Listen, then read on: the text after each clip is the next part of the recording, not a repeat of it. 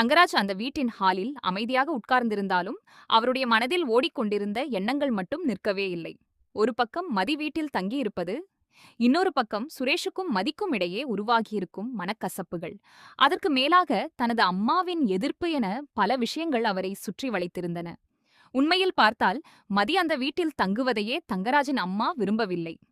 ஆனால் தங்கராஜ் பலமுறை எடுத்துச் சொல்லியதும், என்ன நடந்தாலும் சுரேஷ் எனக்கு ஆதரவாக இருப்பான் என்று நம்பிக்கையுடன் பேசியதும் அவருடைய அம்மாவை கொஞ்சம் சமாதானப்படுத்தி இருந்தது. அதனால் வெளிப்படையாக எதிர்ப்பு காட்டாமல் அமைதியாக இருந்தாலும் உள்ளுக்குள் அவருக்கு இன்னும் தயக்கம் இருந்தது. ஆனால் தங்கராஜ் மட்டும் இந்த சூழ்நிலையை சரி செய்ய வேண்டும் என்ற முடிவில் உறுதியாக இருந்தார். குடும்பம் உடையாமல் இருக்க வேண்டும் என்றால் யாராவது ஒருவர் பொறுமையாக இருந்து அனைவரையும் ஒன்றாக இணைக்க வேண்டும் என்று நினைத்தார். அதனால் சுரேஷ் வீட்டிற்கு வருவதை காத்துக்கொண்டு அவர் நேரத்தை பாட்டிக் கொண்டிருந்தார். அதே நேரத்தில் சுரேஷ் தனது வீட்டில் இருந்தபோது மதி தங்கராஜ் வீட்டில் தங்கியிருப்பதாக கேள்விப்பட்டார். அந்த செய்தியை கேட்டவுடனே அவரது மனதில் கலவையான உணர்வுகள் தோன்றின.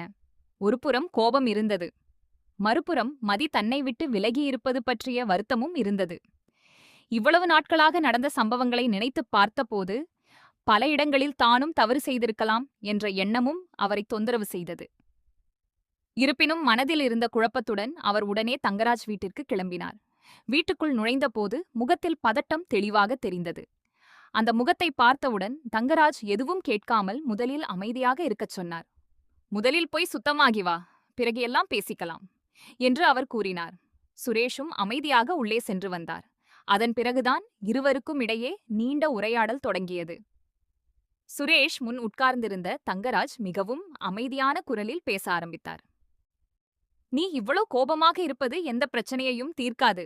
குடும்ப வாழ்க்கை என்பது யார் ஜெயிக்கிறார்கள் யார் தோற்கிறார்கள் என்பதல்ல, ஒருவரை ஒருவர் புரிந்து கொள்வதுதான் முக்கியம் என்றார். பின்னர் பெண்களின் மனநிலையை புரிந்து கொள்ளாமல் நேரடியாக கோபத்துடன் அணுகுவது தவறு என்றும் கூறினார். நீ கோபப்படுகிறாய் என்றால் அவளும் கோபப்படுவாள். அதனால் தூரம் மட்டுமே அதிகரிக்கும். நீ அமைதியாக இருக்க வேண்டும். அவளை எதிரியாக பார்க்காமல் உன் வாழ்க்கை துணையாக பார்க்க வேண்டும் என்று அறிவுரை கூறினார். தங்கராஜின் வார்த்தைகள் அனுபவம் நிறைந்ததாக இருந்தாலும் சுரேஷின் மனதில் இருந்த பயமும் ஏமாற்றமும் இன்னும் குறையவில்லை. அவர் உடனே பதில் சொன்னார். மாமா, நீங்கள் நினைப்பது போல அவளை சமாளிப்பது எளிதல்ல. நான் அவளிடம் பேச முயன்றாலே அவள் என்னை பார்க்கும் பார்வை என்னை பதற வைக்கிறது. நான் ஏதோ பெரிய தவறு செய்தவன் போல உணர்கிறேன் என்றார். அதை கேட்ட தங்கராஜ் சிரித்தபடியே தலையசைத்தார். அது உன் கற்பனை கூட இருக்கலாம். சில நேரங்களில் நாமே நம்மை பயமுறுத்திக் கொள்கிறோம். நீ முதலில் தைரியமாக இருக்க வேண்டும். குடும்ப வாழ்க்கையில் பயந்து கொண்டு எதையும் சாதிக்க முடியாது என்றார். பின்னர் அவர் ஒரு முக்கியமான கேள்வியை கேட்டார். நீங்கள் இருவரும் உண்மையான கணவன் மனைவியாக வாழ்க்கையை ஆரம்பித்து விட்டீர்களா என்று கேட்டபோது சுரேஷ் தயக்கத்துடன் அமைதியாக இருந்தார். சில நொடிகள் கழித்து, இல்ல மாமா, அதற்கான வாய்ப்பே கிடைக்கவில்லை. அவளுடன் சாதாரணமாக பேசுவதற்கே நேரம் கிடைக்கவில்லை. நான் ஏதாவது பேச முயன்றால் அவள் வேறு விஷயத்தில் மூழ்கியிருப்பாள். நான் நெருங்கினால் விலகி விடுவாள். நான் விரும்பும் விஷயங்களை அவள் ஏற்கவே மாட்டாள் என்று தனது வருத்தத்தை வெளிப்படுத்தினார். அந்த வார்த்தைகளில் ஏமாற்றமும் அன்பு கிடைக்காத ஒரு மனிதனின் தனிமையும் கலந்திருந்தது. தங்கராஜ் அதற்கு பதிலாக மிகவும் பொறுமையாக பேசினார். ஒரே வீட்டில் வாழ ஆரம்பித்தால்தான் உண்மையான புரிதல் உருவாகும். இன்று உனக்கு தெரியாத பல விஷயங்கள் நாளை தெரியும். அவளுக்கும் உன்னை பற்றி தெரியும். அதன் பிறகுதான் வாழ்க்கை மெதுவாக சரியாகும். நீ விட்டுக் கொடுக்க வேண்டும், அவளும் விட்டுக் கொடுப்பாள். ஆனால் ஒரு விஷயத்தை மட்டும் மறந்துவிடாதே, உன் சுயமரியாதையை ஒருபோதும் இழக்கக்கூடாது என்றார். இந்த வார்த்தைகள் சுரேஷின் மனதில் தாக்கத்தை ஏற்படுத்தின. ஆனால் அவர் முழுமையாக நம்பவில்லை. இருப்பினும் தங்கராஜ் தொடர்ந்து பேசிக்கொண்டே இருந்தார். அவர் சொல்வதெல்லாம் சுரேஷின் மனதை ஒரு குறிப்பிட்ட திசையில் தள்ள ஆரம்பித்தது. தங்கராஜ் நினைத்தது போலவே சுரேஷ் மதியிடம் பேச வேண்டும் என்ற முடிவுக்கு மெதுவாக வந்து கொண்டிருந்தார். இதற்கிடையில் மதி தனது அறையில் தனியாக இருந்தாள். ஆனால் அவளது மனதில் சுரேஷ் பற்றிய எண்ணங்கள் இல்லை. அவள் தொடர்ந்து மலரை பற்றியே யோசித்துக் கொண்டிருந்தாள். வீட்டை விட்டு வெளியேறுவதற்கு முன்பு மலரிடம் தான் பேசிய கடுமையான வார்த்தைகள் அவளது மனதை குத்திக் கொண்டே இருந்தன. மலர் என்னை ஒருபோதும் காயப்படுத்தவில்லை, என்னிடம் துரோகம் செய்யவில்லை, என்னை அவமானப்படுத்தவும் இல்லை. ஆனால் நான் அவளை எவ்வளவு மோசமாக காயப்படுத்திவிட்டேன் என்று நினைத்தபோது அவளது மனசாட்சி அவளை விடவில்லை.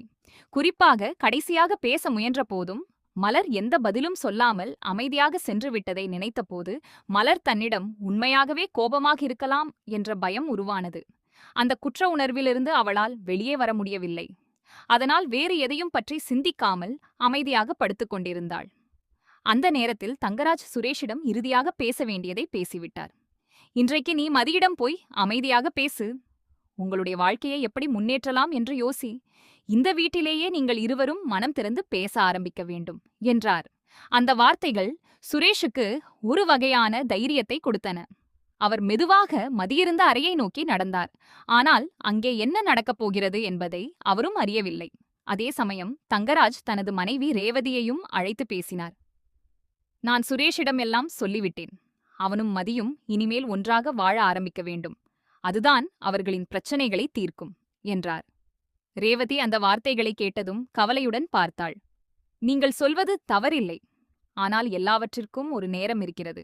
இன்றுதான் இவ்வளவு பிரச்சனைகள் முடிந்து மதி இங்கே வந்திருக்கிறாள். அவளுக்கு கொஞ்சம் நேரம் கொடுக்க வேண்டாமா? அவசரப்படுத்தினால் இன்னும் பெரிய பிரச்சனை வரக்கூடும் என்றாள். அவளது குரலில் அக்கறை இருந்தது. ஆனால் தங்கராஜ் அந்த ஆலோசனையை ஏற்கவில்லை. அவரது முகம் உடனே மாறியது.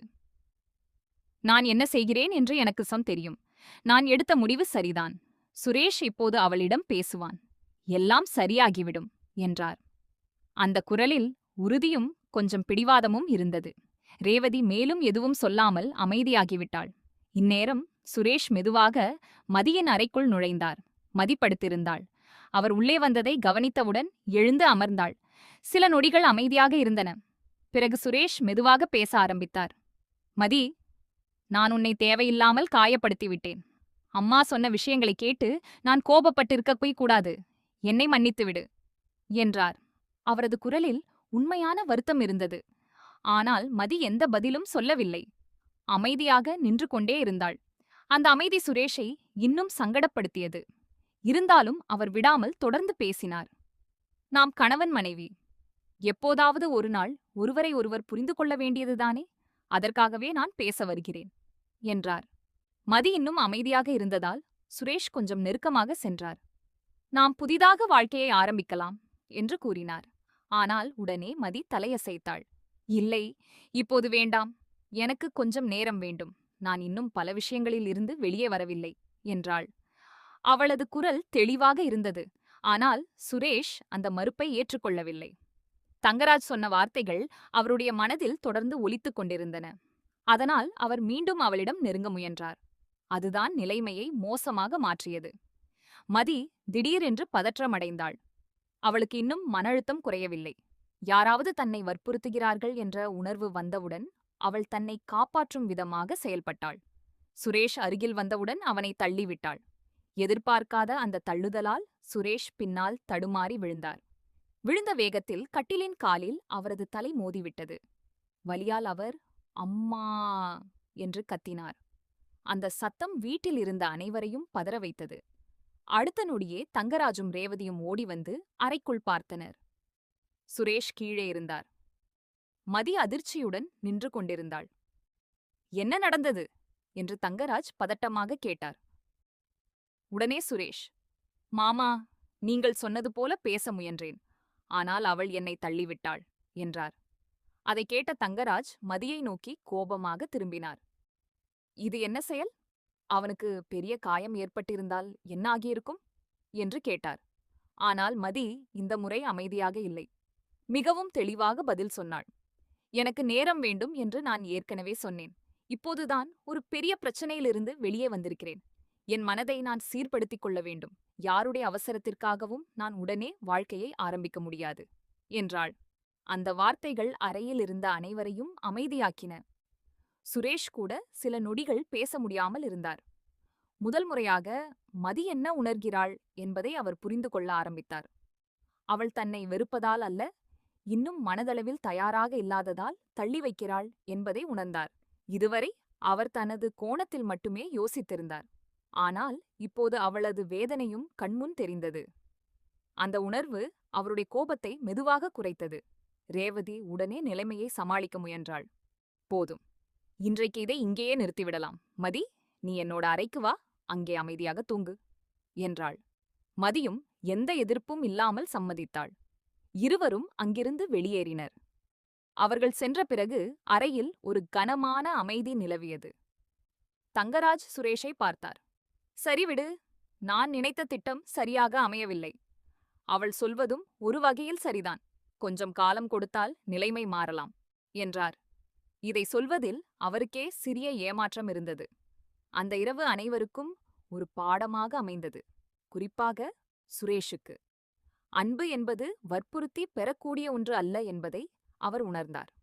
புரிதல் இல்லாமல் உறவை கட்டி எழுப்ப முடியாது என்பதும் அவருக்கு தெளிவானது. மதியின் மனநிலையை புரிந்து கொள்ளாமல் தன்னுடைய ஆசைகளையும் எதிர்பார்ப்புகளையும் மட்டும் முன்னிலைப்படுத்தியிருந்ததை அவர் சிந்திக்க ஆரம்பித்தார். அதே நேரத்தில் தங்கராஜும் எல்லா பிரச்சனைகளுக்கும் உடனடி தீர்வு கிடைக்காது என்பதை உணர்ந்தார். சில காயங்கள் காலத்தால் மட்டுமே ஆறும,